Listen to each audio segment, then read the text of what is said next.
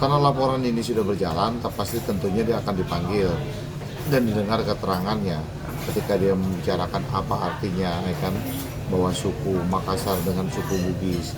Menurut saya, biasanya orang Makassar juga banyak yang bisa berbahasa Bugis, jadi jangan dipisahkan antara suku Makassar dengan Bugis, itu nggak boleh. Masalahnya pernyataan suku itu sudah selesai, jadi nggak boleh lah, dia sebagai warga negara dia harus penuhi panggilannya itu. Nah kemudian ketika dia mengatakan Parhatai dengan apa, lalu dia bilang Tai itu adalah bahasa bagus, Tai itu adalah hebat atau apalah menurut pengertiannya. Menurut saya setiap suku dimanapun berada, yang namanya kalimat Tai itu adalah kalimat gak bagus, kalimat yang kotor lah, kalimat kotor itu kan setiap suku menyimpulkan Tai itu gak bagus dia, karena dia juga tinggal di Indonesia, jadi dia nggak boleh bilang bahwa Tai itu adalah bahasa yang di luar tuh bagus. Ya tinggal di luar lah, nggak usah tinggal di sini. Lalu menanggapi kemudian ada lagi juga netizen untuk kan bertarung di ring tinju, mungkin Bang Farhat mau gak tuh bertarung di ring tinju kira-kira? Kaget saya. Nah, Bang, kalau versi Bang Densu merasa beliau kan ke rumah Bang Farhat untuk menyelesaikan ya, untuk biar enak, sama-sama enak. Cuman Bang Densu merasa dari Bang Farhat justru apa-apa dilaporin, apa-apa lapor gitu. Kalau menurut Abang mungkin gimana dengan hal itu? Ya kalau dia niatnya baik, ya kan, kan dia maknai dulu ya, artinya gini, dia maknai dulu kalimat Bang Farhat mengatakan kalau lu keras, ya kan, kalau lu nyerang gua hajar lu. Nah dia merasa, berarti kan dia datang, dia sudah merasa dirinya menyerang, ya kan, dirinya menyerang Bang Farhat dong berarti. Kan kali ada kalimatnya, kalau lu nyerang gua, lu kasar, gua datang. Nah berarti dia sudah merasa kalau dirinya menyerang Bang Farhat dong, berarti artinya ketika dia datang. Tapi saya yakin kan nggak mungkin Bang Farhat ajar dia, kalimat ajar itu kan banyak. Dia kan pengacara, dia juga artinya orang hukum, ngerti dampak-dampaknya hukum itu seperti apa. Terus minta dihajar, terus memaksa untuk bertemu, memaksa untuk buka apa tuh namanya pagarnya, buka gemboknya. Ini kan mengkhawatirkan. Kalau gitu nanti kita para pengacara kita tutup gembok aja dah mulai hari ini lah. Ya kan ngeri nanti ada orang datang minta dihajar, kan bahaya buat kita. Ya terus ngapain bawa-bawa media? Bawa-bawa media diliput, orang mau berantem kok bawa media. Niatnya dulu, ya kan, niatnya tuh seperti apa. Kalau dia bilang dia mau baik-baik, ya kan WA aja, terus ketemu aja di luar, nggak usah pakai dia ya kan bawa media terus buka pintu, buka ini apa, nggak perlu lah. Kalau Bang Farhat sendiri seperti apa tanggapannya? Iya, Bang Farhat dong. Baiklah, saya luruskan ya. Awalnya saya dengan Denny itu baik-baik saja. Kenapa saya berada di kasus ini? Saya melihat Agus ini terzolimin, terfitnah dan terbuli, dan itu sudah sepakat. Kemudian ketika dengar Denny menghubungi Wawa mau damai, ya saya kontak Denny. Dan dari dokumentasi pembicaraan saya, enggak ada kami ribut.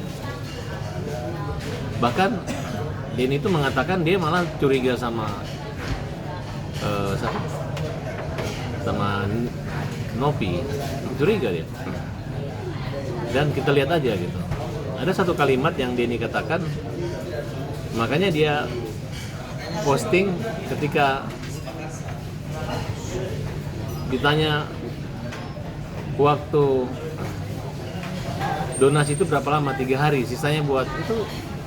Memang tujuannya untuk memancing, dan itu adalah kata kunci yang meragukan daripada yayasan yang dimiliki Nopi. Jadi saya bilang sama Denny bahwa celakalah saya jika tidak memiliki niat baik dalam perkara ini, dan celaka pula orang yang tidak punya niat baik untuk perkara ini. Itu jelas-jelas sudah satu protap yang saya alami. Nah kemudian awalnya saya dengan Krisna berdua untuk membela Agus. Nah tiba-tiba Denny di Korea menanggapi komentar saya dengan kalimat kasar, tae. Nah kemudian dia ingin saya menafsirkan tidak bodoh, bahwa tai itu bukan kotoran gitu. Nah di situ kan saya tersinggung. Makanya ketika wartawan tanya lagi, dia ini siap duel di ring segala macam. Saya bilang, kalau misalnya dia berani menghina atau mempermalukan saya, menyerang saya hajar. Tiba-tiba dia mau ke rumah. Disitulah mulai dengan kalimat siri. Saya sebagai laki-laki ketika dia minta alamat saya, saya kan nggak mau nanti kalau dia takut-takutin. Saya nggak tahu juga di live itu di perjalanannya. Jadi saya berpikir positif. Saya nggak tahu apa kejadian belakangan setelah dia keluar dari rumah saya. Baru saya tahu dia menggedor pintu. Dia Farhat atau saya keluar. Ini siri segala macam. Ya karena saya tuan rumah, ada orang datang bukannya megang leher saya tapi minta tolong pukul saya. Nah di situ saya berpikir, apaan sih masa mukul? Tapi begitu keluar, yang terjadi adalah image saya takut dan ciut gitu. Kemudian besoknya muncullah berita-berita yang dimana dia menyuruh supaya saya dimundurkan daripada Agus. Kemudian dia bersanding dengan Novi dan Icang, kayak mempermainkan kita. Ya tiba-tiba dia disitulah muncul namanya Serina Pace, cabut pedangmu, cabut pedangku. Nah saya ingatin. Jadi ketika dia keluar, kalau dia anggap aman dengan saya, tidak akan ada sentimental atau serangan begitu, harga diri. Jadi di mata saya, bukan saya memporak-porandakan karena saya hebat, saya pintar, anak orang besar, dia anak orang kecil atau orang kecil, tidak. Justru ini terjadi karena perlawanan saya begitu Denny mengecilkan saya, begitu Denny sombong gitu. Karena sombong itu terasa di teman-teman saya, teman-teman Bugis, teman-teman Makassar, di orang tua saya. Mereka nggak pernah melihat saya digituin orang. Baru satu orang yang berani maki-maki saya dengan dalil dengan gaya ambigu gitu, seolah-olah gue datang karena lu mau hajar gue di luar. Nih laki-laki, Denny suami istri memprovokasi. Jadi mengajak fisik itu ada semua dokumentasinya. Nah makanya kita laporkan. Teman-teman juga keberatan. Dan sekarang yang melaporkan Denny bukan hanya Farhat, ada aliansi Bugis Makassar.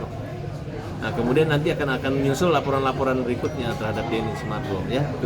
Bang, apakah ada restorasi justice nggak sih, ibaratnya perdamaian membuka pintu Ya gitu? sekarang Denny bilang dia udah minta maaf. Dia hanya minta maaf sendiri, siapa yang maafkan dia? Kedua, dia mengatakan ditanya orang apa? Loh, saya kan kaget ketika saya bilang saya orang Bugis. Karena dia bilang saya orang Makassar, ya saya juga orang Bugis. Kalau orang Makassar itu tidak kasar, tapi makasir, kasir dan makasih. Kalau nggak nraktir orang ya ngucapin terima kasih. Tapi dia selalu mengatakan bahwa Serina Pace budaya leluhur gitu. Jadi seolah-olah saya nggak merasa nantang dia, ngejek dia penakut, tidak. Saya bilang kalau lu hajar gue lawan, gue hajar. Nah prinsip salam hajar itu hukum jamin rakyat. Saya punya LSM-nya, oleh karena itu sudah selesai, cuman nggak berhenti. Makanya saya bilang orang kayak Denny ini nggak bisa dibaik-baikin, digigit pakai hukum, baru dia agak sopan, ya baru dia agak sopan. Kalau nggak, saya juga kaget. Sampai saya sebelum buat laporan tuh, Chris saya bilang, aduh, kok kalian nggak bela saya ya? Ya jalan satu-satunya bukan pergi nyari dia bawa parang, tapi laporkan dia secara hukum gitu. Nah, Serina Pace Makassar itu adalah ketika hak-hak pribadi kita dilanggar orang, yang menyelesaikan itu bukan fisik, bukan membunuh atau matian yang atau yang hidup, tapi serahkan dia pada hukum. Nah, saya minta sama Bang Krisna, Dr. Krisna sebagai ketua tim pembelaan ini. Bahkan hampir semua, karena kita ini pembela kaum lemah. Ketika saya sebagai ketua tim kemarin di persoalan seperti ini, makanya teman-teman berdasarkan hukum kita somasi, habis somasi kita laporkan.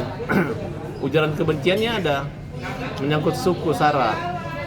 Nah, karena membanding-bandingkan sehingga dia lupa. Harusnya kita negara aku Indonesia ini nggak perlu lagi saya orang Makassar harga diri itu kan. Aku bukan Jawa, bukan Sumatera, bukan Papua, bukan Bali, tapi aku Indonesia. Harusnya begitu. Nah dia lupa. Tapi dibalik-balik seolah-olah saya menjebak, saya merekayasa, nggak ada. Aku mau bantu Agus, permudahlah bantu Agus. Maka mudah semuanya. Tapi kalau mau main-main, dari awal Denny ini memang nggak suka ada pengacara, nggak suka ada wartawan. Dia maunya kamera dia. Begitu kita mau datang, oh gara-gara Farhad mau ikut loh. Kan saya udah bilang damailah, saya nggak perlu ada. Oh bijaksana Farhad, iya, gue mau damai aja. Nah, tapi yang terjadi adalah seperti ini gitu. Oh, berarti nggak ada pintu damai kah bang? Apa tetap jalur hukum aja? Kalau Bang Densu minta maaf gimana Bang?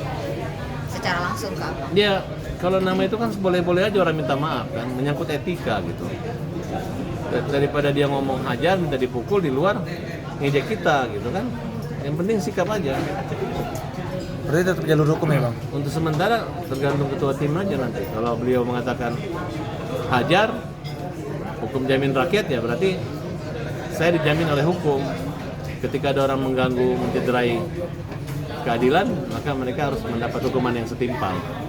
Bang, ini kan terkait kemarin kan belum lama ini tim kuasa hukum dari Novi sendiri kan ingin melaporkan Agus CS katanya. Nah, mungkin tanggapannya sendiri seperti apa? Masalahnya gini, kemarin itu kita mendapatkan surat dari yayasannya si Novi, ya, dari yayasannya Novi. Lalu surat itu dikatakan bahwa dia siap untuk membiayai pengobatannya Agus dengan mencantumkan misalkan mengajukan anggaran berapa dan sebagaimana berapa. Buat kita hal itu kita bisa bicarakan, tidak ada masalah. Tapi kemudian kami ada WA ke pengacaranya Novi yang kita katakan bahwa kita sudah menerima surat tersebut. Namun kita minta transparansi dari uang yang dari rekeningnya Agus, donasi masyarakat ke rekeningnya Agus itu, lalu ditransfer ke rekeningnya Novi, kan begitu. Nah kita minta transparansi dulu dari rekening itu, misalkan katakanlah tanggal 13 bulan sekian masuk, jam sekian masuk, sampai di pertemuan hari ini diaudit, ya kan jumlahnya masih tetap sama. Baru kita bicara terkait masalah teknisnya. Nah itu sampai kemarin dan sampai hari ini WA kita tidak dijawab oleh kuasa hukumnya Novi. Nah buat kita adalah minta transparansi dulu. Kalau masalah pengobatan dan sebagainya itu memang harus wajib karena uangnya di situ. Nah kan teknisnya nanti kita mengajukan reimburse atau mengajukan apa itu kan teknis. Kita minta dulu transparansi, dia harus jawab dulu. Oke. Nah kan dia buka uangnya tanggal sekian masuk dari rekening Agus loh ke rekening yayasan yang dari hasil donasi. Dia harus transparansi dulu. Nah kita kan belum ada jawaban dari mereka, WA-nya sampai hari ini ada apakah? Tanya mereka, kami nggak tahu. Berarti bisa dibilang ini abang hanya meminta transparansi dari uang donasi yang 1,3 kemarin itu ya? Yang 1,3 yang telah masuk ke rekening Agus dari para donasi, ya kan, lalu ya kan ditransfer ke rekening Novi. Nah itu kita minta transparansi itu dulu. Kalau terkait masalah yang dia bilang harus begini, mengajukan begini, permohonan apa gimana, itu teknis. Kita minta itu dulu transparansi. Setelah ada dulu uangnya, dia yakinkan kita dan dia buktikan ke kita uangnya ada, baru kita bicara teknisnya. Nah ini belum lihat uangnya ada, yang ditransfer Agus, udah bicara teknis masalahnya di sini. Tapi kan ada jawaban bahwa dugaan akan dilaporkan kembali ke tanggapannya. Kenapa? Ada dugaan PH ada dari notis dia akan melaporkan balik Melaporkan balik siapa? dari timnya kuasanya. Tim kuasanya Novi akan melaporkan Agus. Iya. Ya. Apa yang mau dilaporkan? Orang duitnya di tangan mereka. Apa Agus mau dilaporkan gitu loh? Nggak masalah aja kan, silakan aja kalau mau laporkan Agus. Cuma masalahnya jangan putar-putar orang uangnya di sana. Ya kan itu uangnya di sana. Kalau Agus kan udah minta maaf. Ya kan dia udah buka uang yang dipakai itu berapa buat tebus sertifikat berapa jumlahnya. lalu buat bayar adiknya sekolah berapa kan udah dibuka, lalu udah minta maaf kan gitu, lalu kan udah minta maaf. Lah kalau Nopi ini yang harus buka dulu uang yang 1,3 itu sampai di Agus dia buka dulu, transparansi dulu dengan kita, baru kita bicara teknis yang lain. Nah kalau dia mau melaporkan uangnya di sana kok malah Agus yang mau dilaporkan. Ini juga ada statement juga bahwa ini harus fokus ke donasi bang, terus dia bilang jangan merucut ke perkara yang lain. Gimana bang? Abang menanggapinya gimana?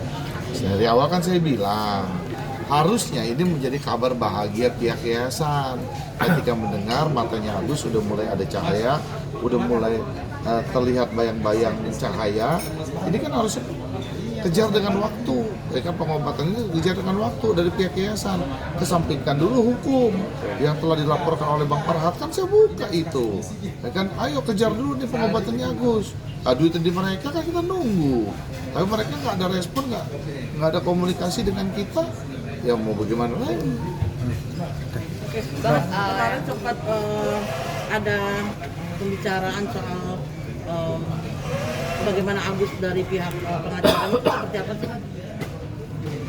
Kita nggak ada komunikasi sama pengacaranya. Enggak, mereka WhatsApp ke Hairudin. Oh iya, ke tim, salah satu tim kita WhatsApp ke dia bahwa surat lu udah kita terima. Ya tadi kembali lagi bahwa ya kan perihal yang dia atur teknis cara, kan dia sudah ngatur nih di dalam beberapa poin teknis pengobatannya begini gini, nanti begini diajukan permohonan, kita diharuskan membuat satu permohonan kan gitu, kita membuat satu permohonan kita mereka itu kan teknis. Nah masalahnya kan yang kita pengen tahu dulu nih, jangan kita bicara masalah pengobatannya dulu nih, uangnya ada nggak? Kalau uangnya ada, oke, baru kita atur teknis pengobatannya. Nah udah di WA ke pengacaranya Nopi, pengacara hari ini tidak menjawab daripada permintaan transparansi yang kita inginkan gitu. Bang Farhat kemarin waktu dikirim MUM, kalau nggak salah Bang sempat bilang meminta Pak Prabowo untuk meminta kondisinya Pak Agus. Mungkin urgensinya gimana Bang? Ya, kita mau minta supaya Agus bisa diterima Pak Presiden. Untuk apa nih Bang? Ya untuk melihat warganya ini yang dikriminal kemudian bermasalah begini gitu. Ini kan menyangkut orang buta. Memang kita fokus ke jangan buta huruf, tapi ini buta mata. Karena menyangkut kriminal, menyangkut hukum dan penegakannya gitu. Sehingga jangan sampai terjadi angka kriminal yang tinggi di sini. Jangan orang menyelesaikan sesuatu dengan air keras. Nah, oleh karena itu ada kepedulian Menteri Sosial, Menteri Kesehatan. Dan ini saya rasa ini karena kemarin saya lihat Pak Prabowo ngundang orang untuk nyanyi, orang tunanetra. Sedangkan kami berjuang gitu. Udah, saya pengen lihat. Aku udah nyambung lah sama Pak Presiden ini, udah nyambung. Ada beberapa, aku banget gitu. Dan gue yakin nggak akan ditolak. Ya, kecuali kalau Pak Prabowo wakilkan ke Gibran untuk bertemu dengan Agus, korban kejahatan ini. Karena ini menyangkut aneh-aneh aja, makin panjang. Karena ini oleh orang yayasan yang membuat sedemikian rupa sehingga kasus itu jadi panjang. Nah, saya nggak mau disalahkan, mudah-mudahan nanti selesai. Artinya langkah-langkahnya udah sambil berjalan ya Bang Farhat untuk ke Pak Prabowo. Iya, nanti kita kirim surat resmi. Ada kalau nggak salah akun Gerindra nyebut kalau Pak Agus ini ngadi-ngadi aja gitu. Nah, nggak usah dikompor-kompori lah. Ini namanya manusia ini. Namanya kalau Pak Prabowo difitnah orang melanggar HAM, sekarang ada akun Gerindra yang mengatakan ini ngadi-ngadi, ini hak asasi manusia. Hak orang berjuang, manusia Indonesia, orang-orang yang terlantar, orang-orang korban daripada kejahatan. Oke? Oke. Bang, buat terakhir dong soal ini update soal UMKM mungkin terkait yang ke Elsa Sharif itu gimana tanggapannya Bang? Kebetulan Elsa juga lawyernya Bu Elsa, Krisna, ngomong nanti Kris. Jadi Kalau saya lihat, saya bingung ya kenapa hal itu ditarik ke dalam UMKM. Sebenarnya kan ini adalah terkait menyangkut kuasa yang diberikan oleh Ibu Elsa dari kliennya. Lalu uang itu dibayar, uang kuasa itu dibayarkan kepada kliennya, dari kliennya itu uang yang tidak ada keterkaitannya dengan perkara. Uang itu akan ditulis di dalam kesepakatannya itu adalah uang akan di luar perkara, itu uang pribadinya, dan itu adalah untuk pembayaran lawyer fee Nah saya bingung kenapa sekarang ditarik ke UMKM, gitu, ditarik ke UMKM. Dari mana dasarnya ke UMKM? Ini udah salah kaprah menurut saya. Artinya kabarnya pihak orang-orang UMKM ini akan mendatangi rumah Ibu Elsa. Nah itu saya nggak ngerti kenapa bisa jadi UMKM. Ya kan yang berurusan dengan Bu Elsa bukan UMKM, tapi yang berurusan dengan Bu Elsa itu adalah kliennya yang bernama Kamal Kamal dan Ada Kamini. kaitan. Ya? Bang Farhat terakhir satu lagi untuk mempertegas dan memperjelas saja kan soal hari ini kan Anjay. ada laporan yang suku Bugis ini tadi di sana ya di Polda. Aliansi. Bang Farhat sendiri Sedikit, betul. suku Bugis. Bang Farhat sendiri sebagai kuasa hukum Aliansi Bugis Makassar ini Enggak, kah? Krishna kuasa hukumnya. Ini nih kuasa hukumnya. Aliansi Bugis. Aliansi Bugis Oleh ya kan?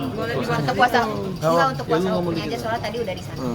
Oh enggak, ya kan artinya bahwa saya mendengar ada beberapa masyarakat yang akan melaporkan pada hari ini. Lalu mereka juga banyak telepon ke kita terkait masalah itu. Kami jelaskan Jadi, kalau kami pribadi LP. sudah melapor ke Jakarta Selatan.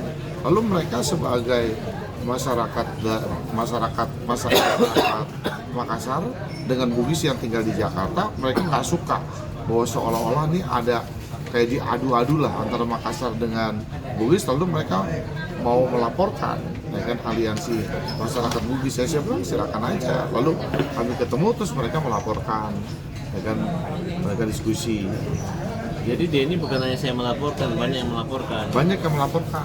Saya dengar ada yang melaporkan lagi di beberapa Di Batam, di Batam, di mana gitu, saya dengar gitu, banyak yang mau melaporkan itu, Jawa Barat. Jawa Barat gitu loh.